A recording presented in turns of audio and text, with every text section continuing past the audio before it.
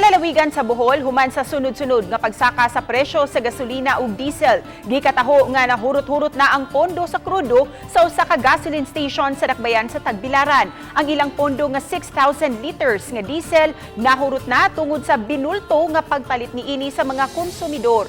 Gikan sa tag 57 pesos and 65 centavos matag litro sa usa ka gasoline station, nahimo ng tag 63 pesos and 50 centavos na matag litro.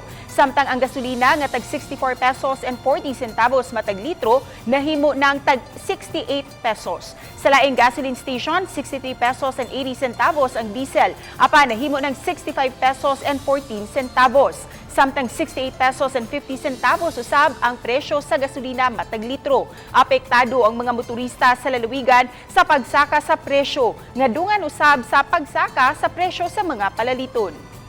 Wala na kaming diesel, kagabi pa, naubusan na po kami. Pati yung XS, pati yung turbo diesel namin kasi maraming bumibili. Sana hindi na ito magmahal ang presyo ng gasolina kasi kawawa ang mga tao.